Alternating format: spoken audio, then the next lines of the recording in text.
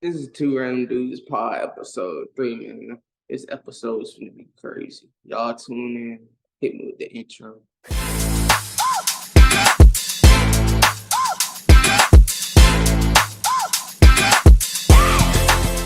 So yeah, our first topic of the day: Bethune-Cookman terminates the contract of Ed Reed. I mean, who was in the right and who was in the wrong in this situation? Well, I feel like Ed Reed was more in the wrong than the school. Like they both had a villains of what happened, but this is more on Ed Reed for Like, going and I bashing. get you don't have the money per se, but the schools have got to do something. Come on now, these are NFL players. Now, Ed Reed is coming into this school a millionaire already. You cannot hire a brand new head coach and set such high standards, because they got high standards for him just for him being an NFL player. And then you're giving him tumultuous work conditions, terrible office, terrible training facilities. Their equipment is probably terrible. Now come on now. I mean, yeah, but you gotta know, bro. We know Deion Sanders probably put a lot of his own money into some of the stuff that JSU had, but you can't expect an employee to pay for things for your facility. Deion used his whole salary on the football team. Yeah.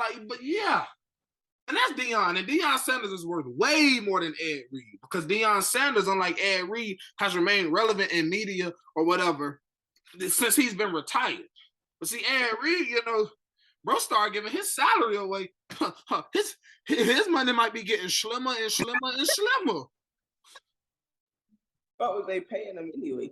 I mean, forget what they pay him. It's just good to have money coming in. If he commits to this football team and is making no money, he still got bills. He still got to eat. Still got to do all that. So he's just gonna be losing money, constantly losing money until he broke. You gotta build a reputation for yourself as a coach before you go in and just. Oh no. Bethune-Cookman, they're wrong, because it's all about first impressions too. You're gonna hire a new guy, fine. At least clean the office up. Try to make it look presentable. What? Spend a couple $100, go to Home Depot, patch up the hole yourself. Do stuff like that. Sweet. And another thing is the team good? And then they're not that good at all. So that's probably why they probably don't care about their program. You bringing in an NFL Hall of Famer. His job was probably to go in there. That's a Hall of Famer. His job was probably to go in there and revive the program. Oh my God. Like I said, you gotta give me something to work with. I can't come and do everything. I feel like Ed Reed, hey, bro was working with what he was working with. And he's supposed to be a millionaire, so he's supposed to spend his money. So you're a millionaire, so you going into your job and giving them money because you're a millionaire. I mean, you're right. He ain't built no relationship with one of them kids. At least Deion went in there, had his son as a recruit, had two of his sons as a recruit. Yeah. Brought a lot of kids from the high school. He coached that, so he had some type of loyalty to the program. With Ed Reed, he ain't got no reason to be there. I see why he went dumb on them, but he could have handled that better. Just as being more professional with the situation, he could have handled that better. I completely agree. I'm gonna move on to our next topic.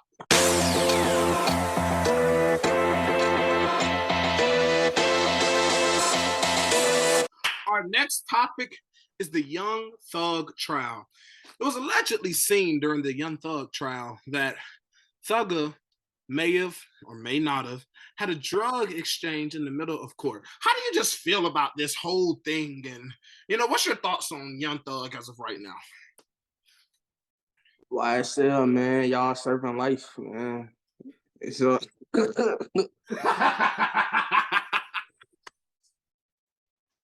That's wrong. Get YSL, but it's just Thug. But listen, I'm going to tell you this. You shake a carton of eggs really hard, a couple of them gonna crack. Bro, once one nigga snitch, you might everybody else. That's a way. You shake a carton of eggs really hard. You drop them on the floor a couple of times, a couple of them gonna crack, and that's exactly what happened. People folded. How you feel about Gunna snitching, huh? What's your thoughts on that? Huh? You feel like he was wrong? Nah, You don't feel like he was wrong? nah. Personally, I ain't going. Like if I'm finna sit here and if people already because before Gunna, niggas was already snitching. Mm-hmm. So it's all about age. Niggas once one person, it just takes one person to snitch. It's just gonna be a chain reaction of people snitching. Once that first person, is like, why are you an established artist with an established name and you still doing gang activities? because it's all about power. Like, why do you want to be hard so bad? I'd rather be rich than hard on any day. I'd rather be rich and successful than be hard. They goal is not to have money. They already surpassed their goal of getting rich. So at this point, they trying to run the city. They trying to have power Why? because they can't get it in politics because That's so stupid. power is it's all about power at the end of the day. They That's can't get their so power. stupid. They can't get their power through politics because of their No, background. you want power? Start a legitimate business with your money. Build up to the top. Become a CEO. Do something. But why? Why that? Why that? But I mean, crime is all a part of it. To be honest. You see, like Kanye. I mean, you see what he did when he wanted power. Bro started a label. Bro got multiple companies. And it's really how you stay relevant. You get them, and it all goes into bro. It all can play. What does If your they not, relevancy mean? What does your relevancy mean if you spending the rest of your life behind bars? Cause see, here's the thing. Most of them done snitched. Everybody done nearly got out. So if they get you, you're taking a lot of charges. I don't think they cared about going to jail. That's the thing because it is so many people. ISL is so many people that got hit. I think they got hit. I think like over 40 people got hit. That's too many people, bro. You can't do crime with that many people. People is gonna start talking. Yeah, see, it's all a real stupid situation on, just on this anyway. Like, you're just a successful artist and you're ruining yourself and your career to, what as you say, run the city, be hard, or whatever they're trying to do. That junk's stupid, bro. And I see why Gunna snitched. They ain't gonna lie, bro. I see why he snitched too, bro. Man, let me tell you something. Gunna somewhere. If anything, after Gunna snitched, Thug should have been right in line with him, snitching too. Yeah, let the no names take the charge. But the thing is, Thug can't snitch. He is the one that they want. Yeah, I think they want any other court cases. They say this is who we want. This is the man that they fear. This is the King Salon. Well, they want him. Probably. That's probably what they're doing. They're probably asking people to snitch on Thug. Exactly. Now, what can you tell us about, I don't know, bro, government name. But Gunna ain't really too much talk specifically on him. He was just saying how, yes, YSL is a gang. Yes, they do gang activities as a whole. He didn't say, oh, Thug the mob leader, yada, yada. But yeah, he incriminated. It's snitching and not snitching because, like, bro, number one, there's a law in Atlanta for gangs, and admitting that YSL is a gang, and I mean, they have countless amounts of evidence that proves that Thug is the leader of YSL. Like, they have countless amounts of evidence. So it's like, he's not snitching on Thug, but at the same time, he's snitching on Thug. Bro, he's snitching on everybody. He's incriminating everybody at this point. Yeah. Number one, anyone involved, you're breaking a serious law. They don't play about that gang law here in Atlanta. They really don't. They don't play about it. I mean, the DA, she's making it her personal agenda. I think her name is like Fonnie Williams or something like that. But she's making it her personal agenda to take down these gangs. So, hey, it's stupid, But yeah, that stuff with the drugs and stuff, Thug, bro. He can coming back home, bro. He might as well do it. Live it up. The only reason he's taking it to trial is because I mean he gonna spend the rest of his life in prison anyway. Might as well see some outside time and try to beat the case or whatever. Yeah, stupid, bro. All right, we're gonna move on to our next topic. But Thug ain't beating that. He out of there. He getting 60. No, he getting 300. Okay. They gonna hit him with something crazy, bro. Probably. Or he may beat it. Yeah, He got money. that's always a possibility. I know he's probably, praying for a mistrial.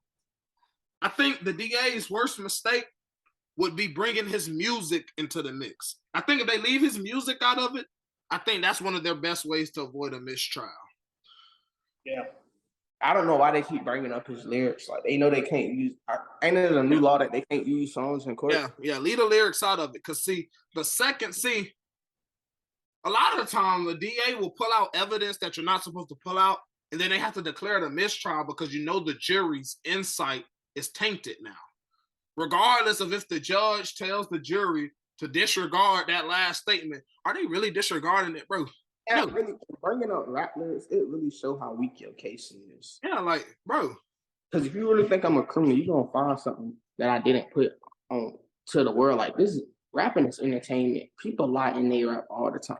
Yeah. I can go make a song and tell somebody I got $1 million. They gonna believe it, but it's a lie. It's all entertainment.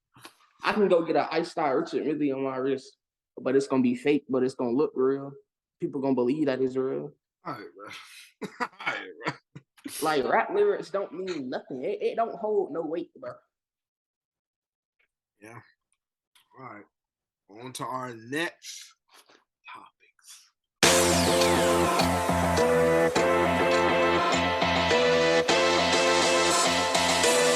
It's championship weekend in the NFL.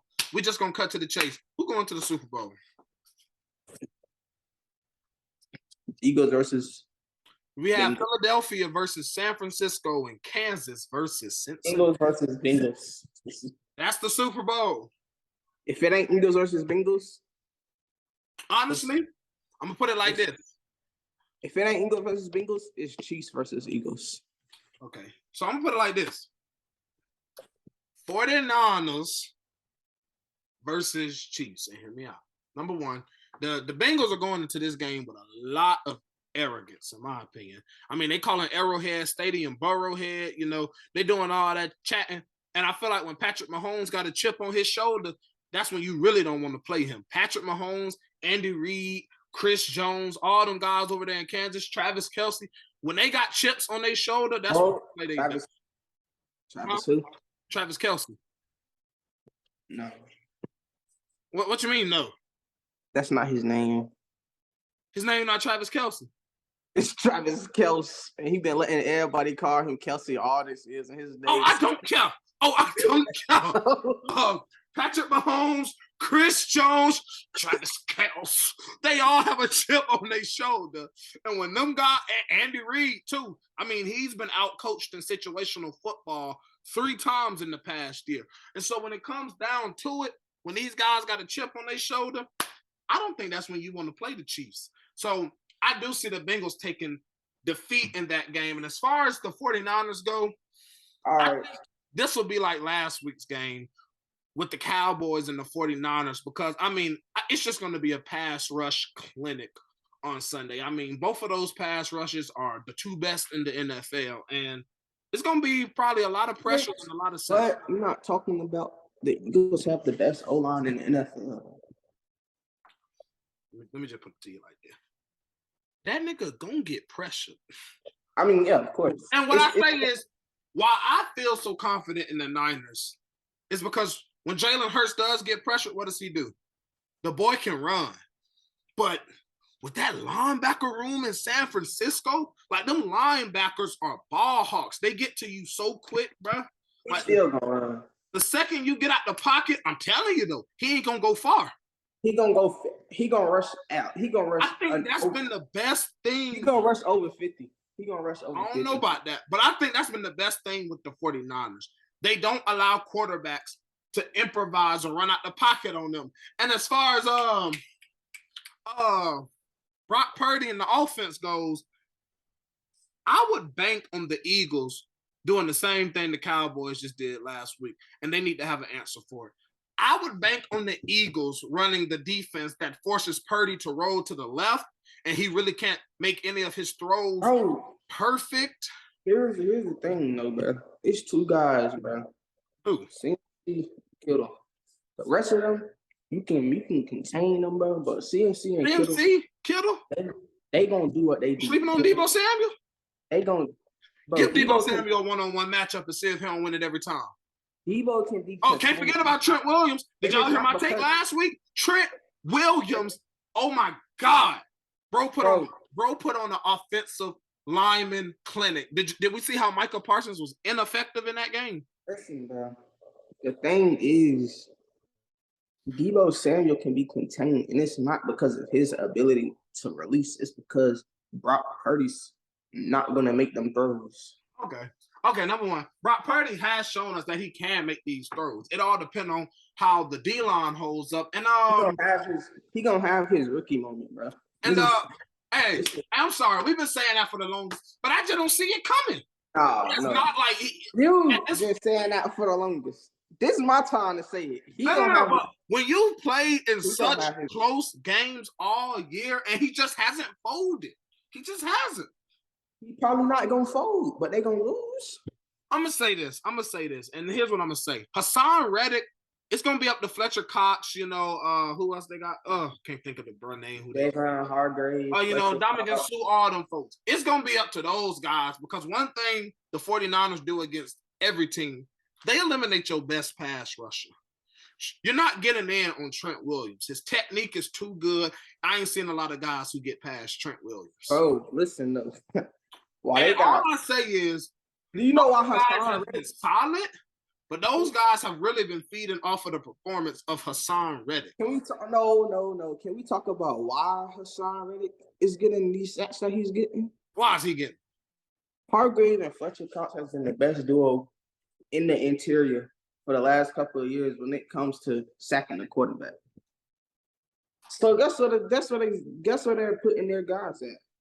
They're focusing their guys right there, and Hassan Reddick is getting these one-on-one matchups, bro. Like I said, the 49ers O-line, they're going to eliminate that pass rush. I'm going to tell you this much. They're going to eliminate that pass rush. The Eagles is... Don't you forget. It may not be at the Hurts level, but Brock Purdy got some speed on them. The Eagles is going to win, bro. Bro, I'm telling you, bro. We've seen these weaknesses from the Eagles. Think about their first loss of the season.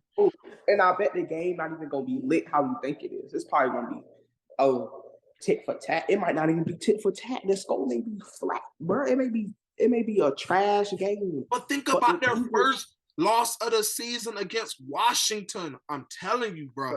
There are things you can do to counter the Eagles' attack. The Eagles' attack isn't that unique, bro. And in 2 days, when they play them boys. Let's get this out the way.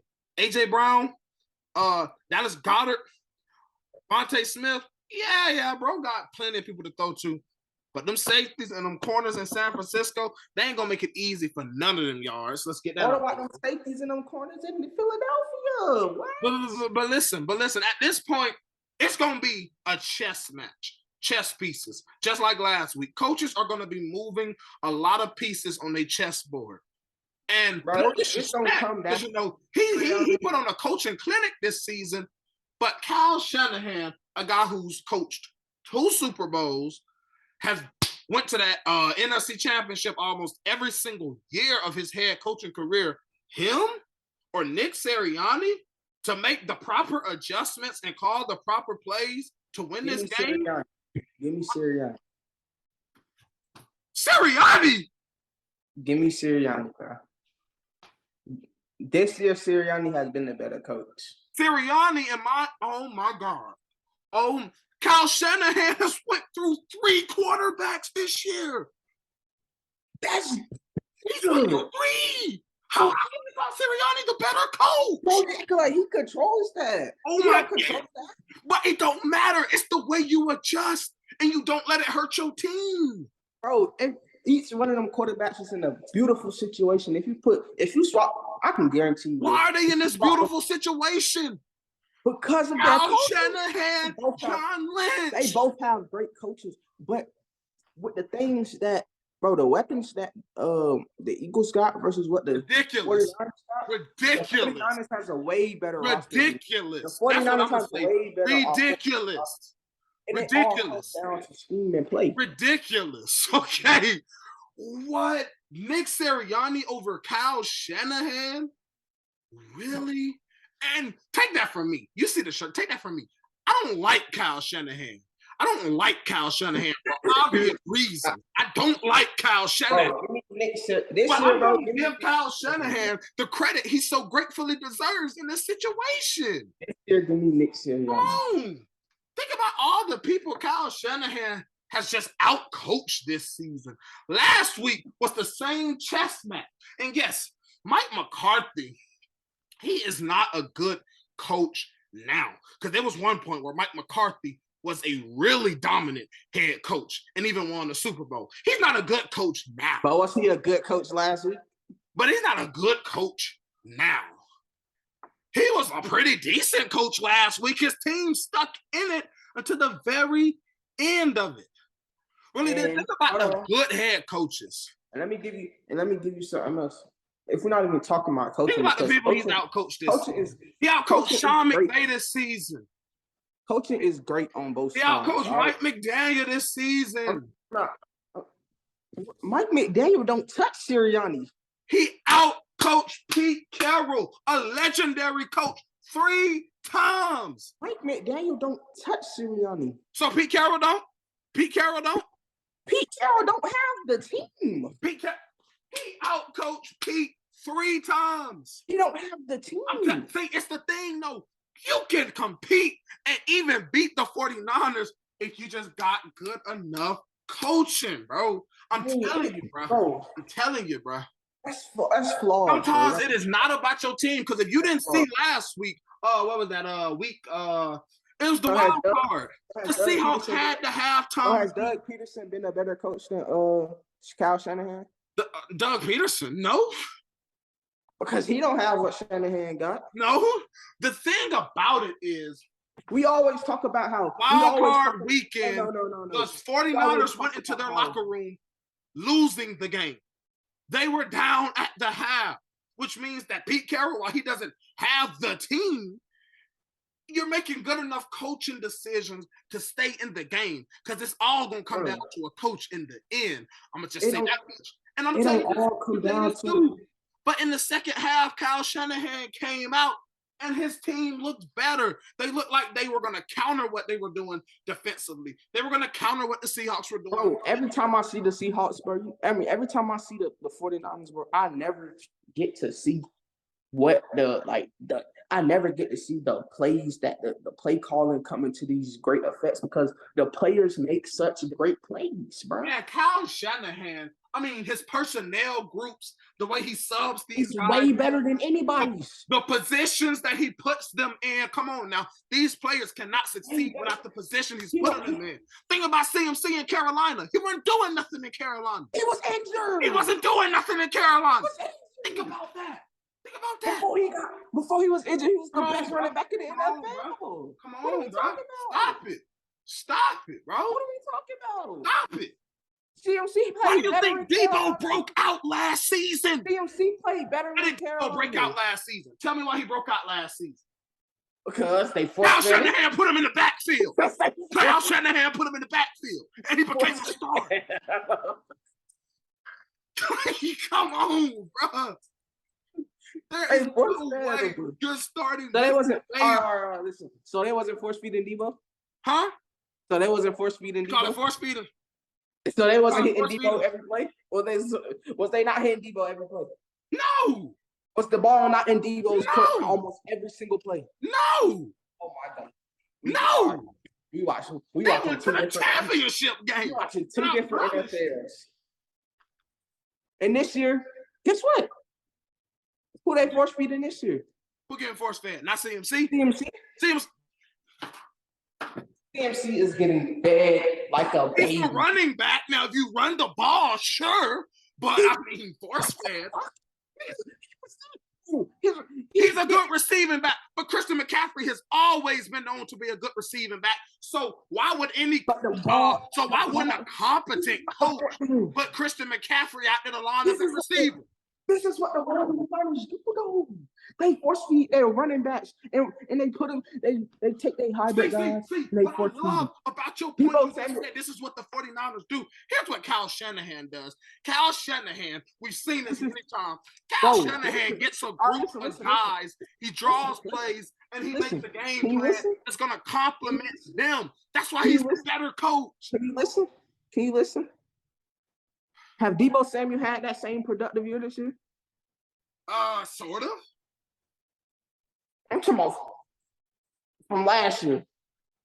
Kind of. And think about it like this. Debo Samuel. I'm gonna put it like this. Debo Samuel was doing great before they got CMC, bro. I'm gonna put it like this. After they got CMC, but do you know why? See, this is down. just another example of what I'm talking about. Kyle Shanahan's run game was non-existent last year. This man was doing anything. He's sitting there, he's thinking, what can I do to get the run game more involved? So I take some pressure off of Jimmy Garoppolo. His run game was non-existent. His run game was not really a factor. Why do you think so much pressure was on Jimmy Garoppolo and they barely finished the season above 500? Debo Samuel was running like a man among You're not letting me finish. The run game was non-existent. It was like week 6 or 7. And what did they do? They put Debo Samuel in the backfield. And why? Because Kyle Shanahan refuses to sit there and let the same things beat him. He's going to adjust. Kyle Shanahan is an offensive mastermind. How can you take Sirianni over Shanahan? How? Let's look at Sirianni's system. Think about Shanahan's coaching tree. It's insane. Any quarterback, like, we can't even put it. We can do it like this, right? Are the 49ers where they are without CMC? Yes, because they doing the same thing that they did with Debo last year. This year with CMC. They made Debo an outside receiver. Now he's running the X routes. He's running the big routes. But he's not really having this same productive as he had last year because they're not force feeding him no more. They got better personnel to get a ball to now, which is CMC. CMC has been their guy, bro. CMC has been the number one guy. And I can undoubtedly say that. CMC is like what they had with Debo last year. They're giving him the ball. We acting like and for you to say that CMC talking about CMC wasn't doing nothing in Carolina, when that's unfair because he's played better in Carolina in his career. Okay. So we're just gonna discredit coaches. Because, I'm not discrediting him. Bro, I literally said it like 5 times. We're not even going to talk about coaching because they both have great coaches. But your case, the case you're trying to make on why Sirianni is better is completely ridiculous. I didn't even make the case yet, nigga. You keep... It's like, I can't believe it. I didn't even make the case yet. You keep cutting me off. Go ahead. Talk. Go ahead and talk. All right, bro. Look at it like this. It's like a hand. All right. We got the 49ers. Excluding QBs because I don't want to compare Brock Purdy and Jalen Hurts. That's not fair. Jalen Hurts been playing all season. Of course, we're going to say he's better. Excluding QBs and O-line because the O-line pretty much balances out. The Eagles got a great O-line. The 49ers got a great O-line. You know, it all comes down to weapons.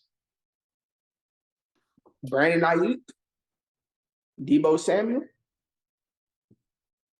What? I just want to say this. This is the most balanced matchup I've ever seen. Defensively, pass rush, about the same. Secondary, about the same. Receiving coach, about the same.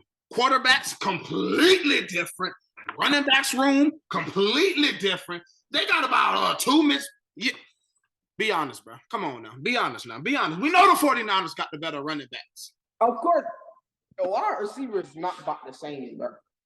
What you mean it's not about the same? You got the wide receivers. I'm just trying to tell you how their teams are wired just the same. Your big stars, Deebo Samuel, AJ Brown, both are having monster seasons. Don't even try to act.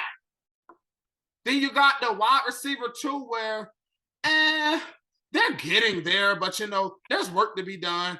Devontae Smith, insanely better, but due to Kyle Shanahan, Brandon Ayuk, bro be getting his yards. He be getting his numbers too. All right. Now let me say. Do not act. Please don't act. Why are you getting hyped for? Can I say what I'm trying to say? Because your counter arguments are just, bro. Deebo Samuel is not touching AJ Brown this year, bro. When it comes to being a full-fledged wide receiver, he is not touching AJ Brown. Deebo Samuel is Deebo Samuel in the argument for the best wide receiver this year? AJ Brown, not. AJ Brown, Devontae Adams, Justin Jefferson, Tyreek Hill. How is AJ Brown in the argument for best wide receiver this season?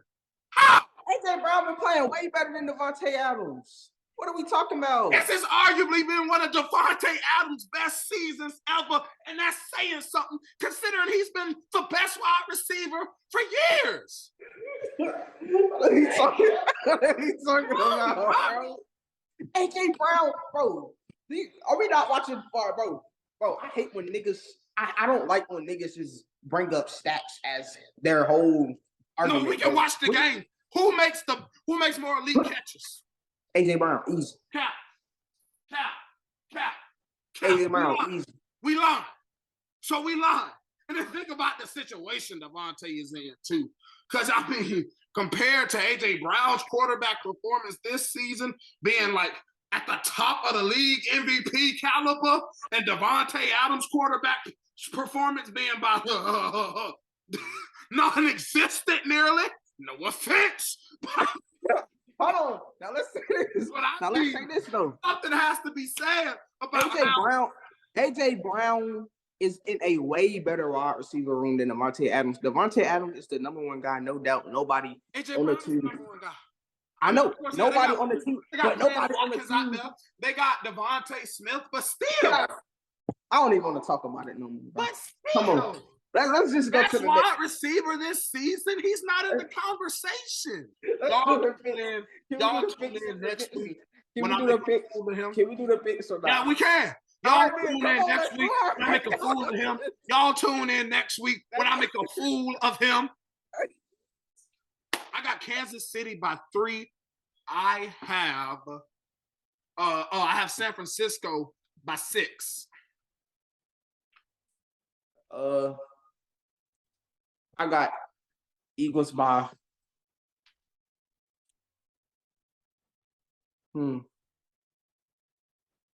Eagles gonna win, but it's gonna be the lead. It's either gonna be under 10 or over 20. It ain't gonna be, it's either gonna be a blowout or a super close game. I mean, that's really how it works anyways. I'm just gonna say it's gonna be under 10. And I got the Bengals by like 3. Yeah. Excuse me. On to our next topic.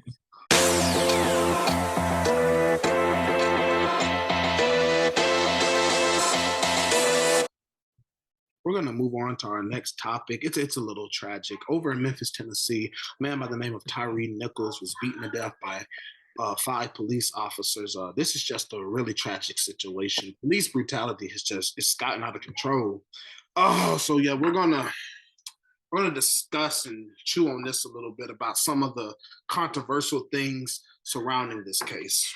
Yeah, so on this topic, it's a lot of controversy surrounding it. I think the biggest controversy surrounding it is that all 5 of these officers were African-American, and that is even more alarming to just think that we're doing this to our own people now.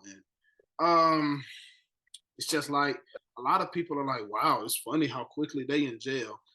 And I understand where that's coming from, but at the same time, don't do that. because somebody just lost their life. And matter if the person was yellow, white, orange, brown, purple, blue, somebody just lost their life. Man, I don't even really know too much about it, so I can't really speak on it. But I did just hear that officers got arrested immediately, which is a good thing. A lot of people acting like that's a bad thing. That is a. It's just we're in such a political climate to where the world is just so divided. It's white versus black all the time. The man's killer is in jail. Yeah, I think that's all that should matter, but you know how these people are. It's just white versus black now. And I mean, I don't even want to say, forget it. This is my fucking show. Black Lives Matter is no better if we're still targeting another certain race in all your protests. You know better, really. I think it should be like, a peaceful movement that ain't targeting or calling out nobody. Like, just be a peaceful movement. I mean, you can't make change with peace, man. That's just Martin did. You didn't hear about his one regret? What's his one regret?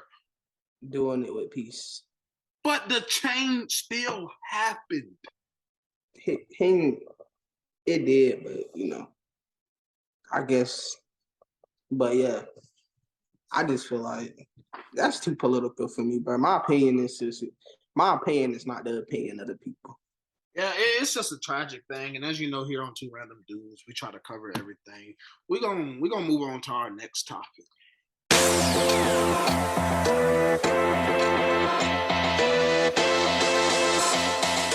Next up, if you don't follow us on Instagram, go ahead and follow us on Instagram at Two Random Dudes Pod, and follow us on TikTok at Two Random Dudes Pod.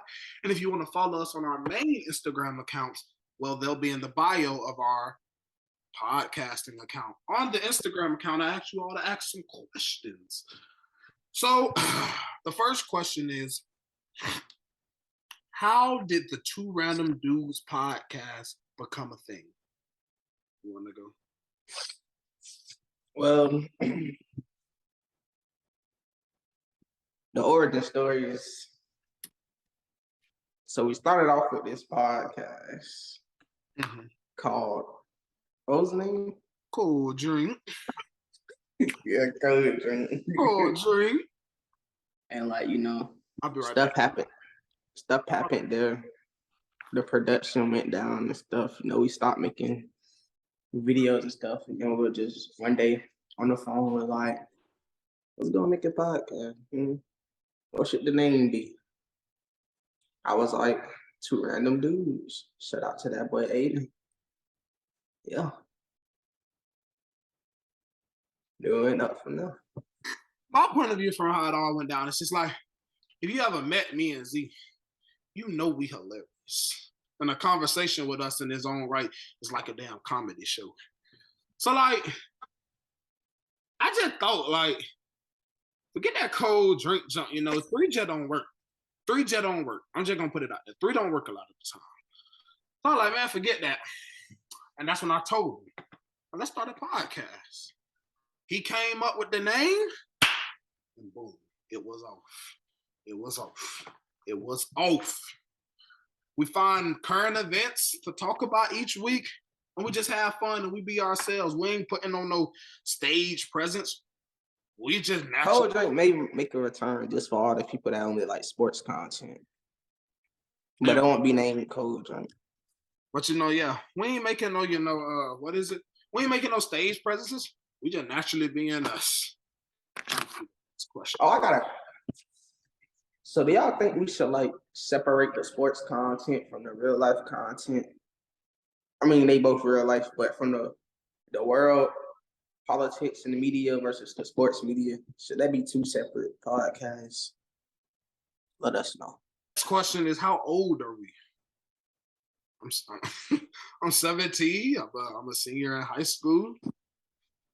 I'm 18. I'm a senior in high school too.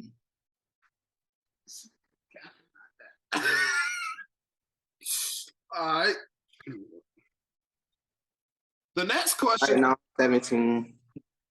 The next question. But I can still if you're 21 and you're looking for a man, I can still talk to you. The next question is, how do I get on the podcast?